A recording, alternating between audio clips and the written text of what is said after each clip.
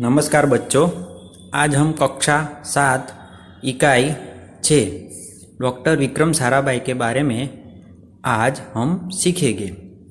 तो आपको पता है कि अभी 12 अगस्त को उनकी 101वीं जन्म जयंती गई, यानी कि 12 अगस्त 1919 में डॉक्टर विक्रम साराभाई का जन्म हुआ था।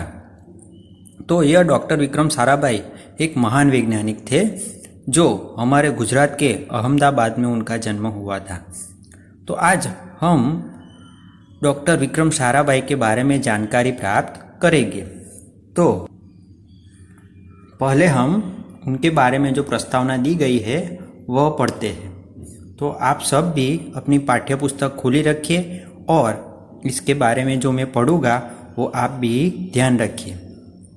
तो अब हम इसकी प्रस्तावना पढ़ते हैं।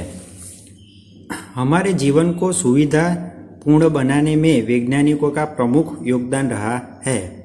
प्रस्तुत इकाई में हमें विक्रम साराभाई जैसे अद्भुत व्यक्तित्व से परिचित कराती है, जिन्होंने विज्ञान, प्रौद्योगिकी, शिक्षा, उद्योग, वाणिज्य, व्यवहार, प्रबंध आदि अनेक क्षेत्रों में देश की प्रगति के लिए उल्लेखनीय कार्य किया है।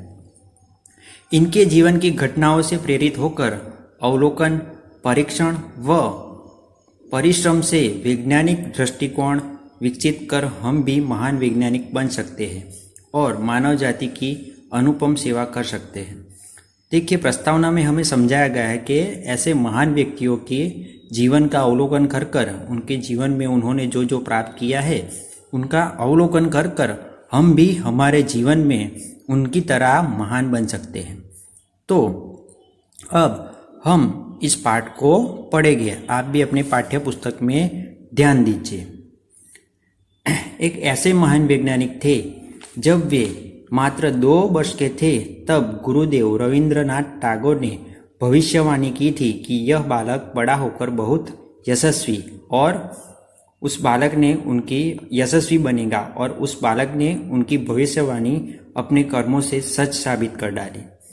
तो बच्चों देखिए, उनके गुरु, जब यह जो विक्रम साराभाई 2 साल के थे तब उनके गुरु कौन थे? तो उनके गुरु थे रविंद्रनाथ टैगोर। देखिए, हमें परीक्षा में पूछा जाएगा कि विक्रम साराभाई के गुरु कौन थे। तो या जब वो 2 साल के थे तब किसने भविष्यवाणी की थी? तो रविंद्रनाथ टैगोर ने भविष्यवाणी की थी कि यह बालक बड़ा होकर महान बनेगा। अब आगे पढ़ते हैं। क्या आप जानते हैं वे कौन थे? वे थे हमारे महान वैज्ञानिक डॉक्टर विक्रम साराभाई। वो कौन थे? तो कि हमारे महान वैज्ञानिक डॉक्टर विक्रम साराभाई। अब आगे पढ़ते हैं। डॉक्टर विक्रम साराभाई का जन्म 12 अगस्त 1912 को अहमदाबाद में हुआ था। उनका जन्म कहाँ हुआ था? तो 12 अगस्त सन 1912 को अहमदाबाद में हुआ था। तो हमें परीक्षा में पूछा जाएगा उनका जन्म कब और कहाँ हुआ था, तो उसका उत्तर क्या आएगा? तो 12 अगस्त सन 1912 को अहमदाबाद में हुआ था। उनका परिवार एक प्रतिष्ठित उद्योगपति परिवार था। पिता का नाम अंबालाल तथा माता का नाम सरला देवी था। विक्रम साराभाई 8 भाई बहन थे। देखिए, उनके पिता का नाम क्या था? उनके पिता का नाम अंबालाल तथा माता का नाम सरला देवी था। हमें पूछा जाए कि विक्रम साराभाई के माता पिता का नाम क्या था, तो उसका उत्तर आएगा अंबालाल साराभाई और सरला देवी। और उनके कितने भाई बहन थे? तो उसका उत्तर आएगा कि विक्रम साराभाई 8 भाई बहन थे। अब जो आगे है वह पैराग्राफ हम पढ़ेंगे। यह पैराग्राफ, बाल्यकाल से प्रतिभावान विक्रम साराभाई के बचपन का यह प्रसंग उनके सफलता हासिल करने के बुलंद इरादे को दर्शाता है। जब वे 5-6 साल के थे तो अपने परिवार के साथ शिमला गए। शिमला में उनके पिता श्री अंबालाल के नाम ढेरों चिट्ठियाँ आती थी। यह देखकर बालक विक्रम के मन में भी इच्छा हुई कि उनके नाम भी खूब सारे पत्र आए। देखिए कि जब विक्रम साराभाई 5-6 साल के थे तब अपने पिता अंबालाल साराभाई है उनके साथ वह शिमला गए थे। तो शिमला में उन्होंने देखा कि उनके पिताजी के नाम ढेरों सारी चिट्ठियाँ आती थी। तो उन्हें देखकर यह लगा कि ऐसी चिट्ठियाँ मेरे नाम पर भी आए। इसलिए कई लिफाफों पर अपना नाम तथा पता लिखा और डाकघर में डाल दिए। फिर क्या था, उनके नाम पर भी ढेरों चिट्ठियाँ आने लगी। पिता ने देखा तो उनके मन में बालक विक्रम के इस कार्य के पीछे एक उद्देश्य को जानने की इच्छा हुई। असलियत मालूम होने पर उन्हें हंसी आई, लेकिन सफलता पाने की इच्छा जानकर अच्छा भी लगा। जब वह 8 साल के थे तो साइकिल पर विभिन्न कलाबाजियाँ करते और लोगों को अचंभित कर देते थे। उन्हें साहसिक कारनामे प्रिय थे। गणित तथा भौतिक के प्रति उनकी गहरी दिलचस्पी थी। देखिए चिट्ठिया के बारे में जब उनके पिताजी को पता चला कि यह विक्रम ने खुद अपने पते पर लिखकर पोस्ट की है तो उन्हें असलियत मालूम हुई तो उन्हें बड़ी हंसी आई। जब विक्रम साराभाई 8 साल के थे तब विभिन्न कलाबाजियाँ करते थे। वह साइकिल पर बैठकर विभिन्न कलाबाजियाँ करते थे और लोगों को अचंभित कर देते थे। हमें प्रश्न पूछा जाए कि जब विक्रम साराभाई छोटे थे तब क्या कलाबाजियाँ करते थे, क्या साहसिक प्रवृत्तियाँ करते थे, तो हमें उसका उत्तर यह लिखना है। और उनको किन विषय में दिलचस्पी थी, तो उनका जवाब आएगा गणित तथा भौतिकी के प्रति उन्हें गहरी दिलचस्पी थी। अब आगे यह जो है वह हम पढ़ेंगे। अब उनकी शिक्षा के बारे में हमें बताया गया है। उन्होंने मैट्रिक की परीक्षा सन 1934 में पास की। सन 1934 से 37 में गुजरात कॉलेज अहमदाबाद से इंटर की पढ़ाई की। सन 1937 से इंग्लैंड चले गए। देखिए वह कहाँ पढ़ने गए, इंग्लैंड पढ़ने गए बाद में। सन 1940 में कैम्ब्रिज से गणित व भौतिकी में बीएससी की परीक्षा में सफलता प्राप्त की। तत्पश्चात द्वितीय विश्व युद्ध के शुरू होते ही विक्रम साराभाई भारत लौट आए। भारत में उन्होंने सर सीवी रामन तथा डॉक्टर होमी भाभा का सानिध्य मिला। यहाँ राष्ट्रीय स्वतंत्रता आंदोलन में बड़े प्रभावित हुए। सन 1942 में वह मृणालिनी स्वामीनाथन के साथ विवाह के सूत्र में बंधे। देखिए हमें इस पैराग्राफ में जो हमने यह पैराग्राफ पढ़ा इसमें हमें उनके शिक्षा के बारे में बताया गया है कि उन्होंने कहाँ कहाँ शिक्षा ली थी। उन्होंने मैट्रिक की परीक्षा कहाँ पास की, उन्होंने इंटर जाने के 12वीं तक की परीक्षा पास कहाँ की, फिर वह इंग्लैंड पढ़ने चले गए। बाद में कैम्ब्रिज यूनिवर्सिटी में वह भौतिकी में बीएससी की डिग्री प्राप्त की और वहाँ सफलता प्राप्त की। फिर जब द्वितीय विश्व युद्ध शुरू हो गया तब वह भारत लौट आए और भारत में उन्हें 2 महान वैज्ञानिकों का साथ मिला। वो दो महान वैज्ञानिक कौन थे, तो डॉक्टर सीवी रामन और होमी भाभा। इन दोनों वैज्ञानिकों का सानिध्य मिला। और उनकी पत्नी जब उन्होंने विवाह किया तो किसके साथ विवाह किया, तो उनकी पत्नी का नाम क्या था, मृणालिनी स्वामीनाथन। हमें परीक्षा में पूछा जाएगा कि डॉक्टर विक्रम साराभाई की पत्नी का नाम क्या था, तो उसका उत्तर आएगा मृणालिनी स्वामीनाथन। अब हम आगे पढ़ते हैं। उन्होंने अंतरिक्ष की गहराइयों से आने वाली रहस्यमयी कॉस्मिक किरणों पर अनुसंधान करके कैम्ब्रिज विश्वविद्यालय से सन 1947 में पीएचडी की उपाधि हासिल की। देखिए उन्होंने कैम्ब्रिज विश्वविद्यालय है वहाँ से कॉस्मिक किरणों पर अनुसंधान करके पीएचडी की डिग्री हासिल की। अब आगे बढ़ते हैं।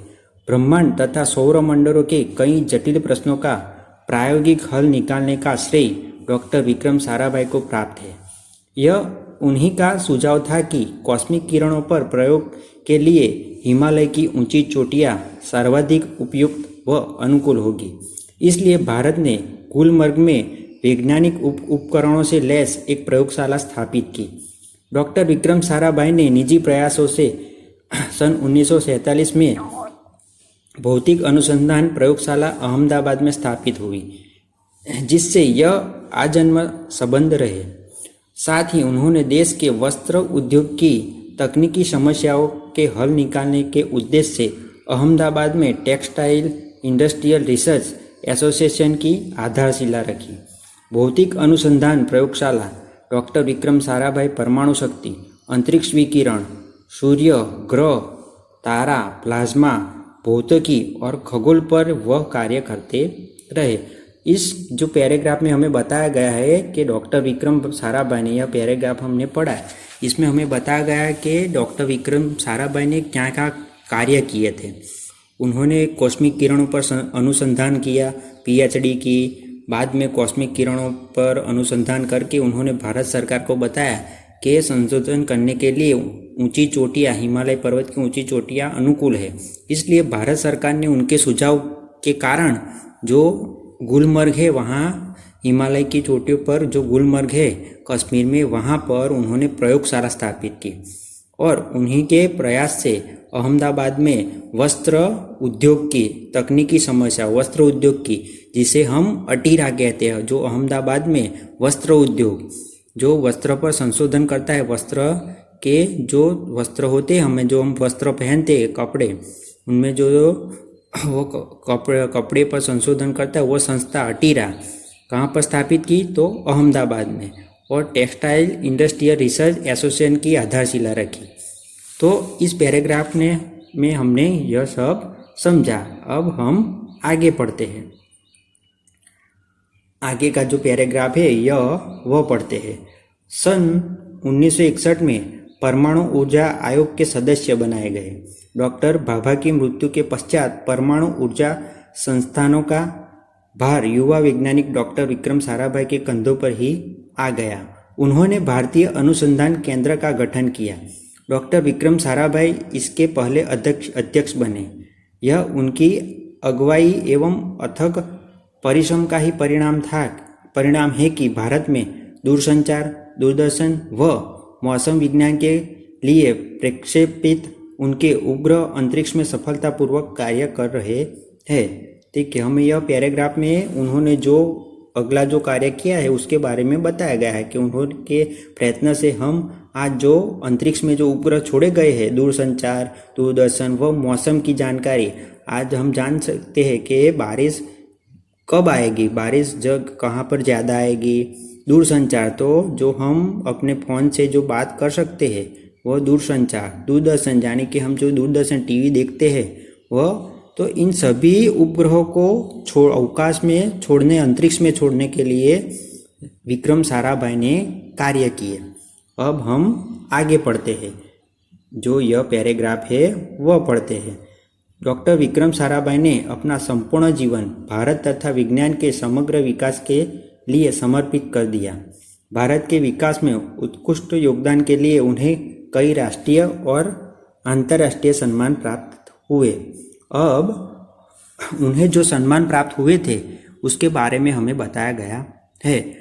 आपको परीक्षा में भी प्रश्न पूछा जाएगा कि डॉक्टर विक्रम साराभाई को किन किन पुरस्कारों से नवाजा गया था। तो जो अगले पैराग्राफ में आता है वह उसका उत्तर आएगा। तो अब हम वह पढ़ते हैं, आप अपने पुस्तक में ध्यान दीजिए। सन 1962 में उन्हें डॉक्टर शांति स्वरूप भट्टनायक पुरस्कार, सन 1966 में पद्म भूषण तथा सन 1972 में मरणोत्तर पद्म विभूषण जैसे अलंकारों से नवाजा गया। निःशस्त्रीकरण से संबंधित कई महत्वपूर्ण अंतर्राष्ट्रीय संस्थाओं में भी भारत के प्रतिनिधि रहे। देखिए, उन्हें जो पुरस्कार मिले थे कि 1962 में उन्हें क्या पुरस्कार मिला था, शांति स्वरूप भट्टनायक पुरस्कार। 1966 में पद्म भूषण तथा 1972 में मरणोत्तर। यह मरणोत्तर क्या होता है कि व्यक्ति मर जाए उसके बाद उसे जो पुरस्कार मिलता है उसे मरणोत्तर पुरस्कार करते हैं। व्यक्ति को नहीं मिलता पर उनके परिवार को दिया जाता है उनके नाम पर कि उन्होंने जो कार्य किए हैं। तो मरणोत्तर, तो उनके मरने के बाद 1972 में उन्हें पद्म विभूषण, कौन सा पुरस्कार मिला? पद्म विभूषण पुरस्कार मिला। अब आगे, डॉक्टर विक्रम साराभाई सन 1966 में international council of scientific union के सदस्य रहे। सन 1968 में संयुक्त राष्ट्र संघ में यूनेस्को के विज्ञान विभाग के अध्यक्ष बने। उन्हें इंडियन जियोलॉजिकल यूनियन का प्रमुख बनाया गया। इसमें इस पैराग्राफ में उन्हें जो कार्य सौंपे गए थे उसके बारे में बताया गया है। अब आगे पढ़ते हैं। डॉक्टर विक्रम साराभाई ने सन 1970 में वियना शांति अंतर्राष्ट्रीय अणु मंच के 14वीं परिषद में के प्रमुख बने। सन 1971 में संयुक्त राष्ट्र संघ परिषद के उपाध्यक्ष व बाद में विज्ञान विभाग के अध्यक्ष बनाए गए। वह केवल उच्च कोटि के वैज्ञानिक ही नहीं थे, बल्कि व्यस्तताओं के बावजूद कला, शिक्षा व समाज के लिए पर्याप्त समय निकाल लेते थे। उनके ही प्रयासों से अहमदाबाद में लोक विज्ञान केंद्र एवं नेहरू विकास संस्था की स्थापना हुई। यहाँ वह जन सामान्य की विज्ञान के प्रति रुचि जागरूक करने के लिए कार्य करते रहे। जो उन्हीं के प्रयास के कारण अहमदाबाद में लोक विज्ञान केंद्र एवं नेहरू संस्थान की स्थापना हुई अहमदाबाद में। अब हम आगे पढ़ते हैं, जो यह पैराग्राफ है वह आगे पढ़ते हैं। वह 21 दिसंबर सन 1971 की काली तारीख थी। डॉक्टर विक्रम साराभाई को त्रिवेंद्रम के लॉन्चिंग स्टेशन थुम्बा में कार्य निरीक्षण के लिए भेजा गया था। वहाँ वह एक होटल में ठहरे हुए थे। यहीं हृदय की गति रुकने से उनकी मृत्यु हो गई। उनके निधन से विज्ञान के नित नए आयामों को जोड़ने वाला एक जीवन चक्र सदा के लिए रुक गया। ऐसे महान प्रतिभा को सत सत नमन। देखिए, इस पैराग्राफ में बताया गया है कि डॉक्टर विक्रम साराभाई की मृत्यु कब और कहाँ हुई थी। तो उनकी मृत्यु कहाँ हुई थी? तो 21 दिसंबर सन 1971 की काली रात को, जब डॉक्टर विक्रम साराभाई त्रिवेंद्रम जहाँ केरला में जो त्रिवेंद्रम आया वहाँ के लॉन्चिंग स्टेशन पर थुम्बा में जो कार्य कर रहे थे, कार्य के निरीक्षण के लिए गए थे। वहाँ एक होटल में ठहरे थे। कहाँ ठहरे थे? होटल में। और वहीं से उनके हृदय की गति, जिन्हें हम हार्ट अटैक कहते हैं, तो उसके कारण उनकी निधन जाने की मृत्यु हो गई।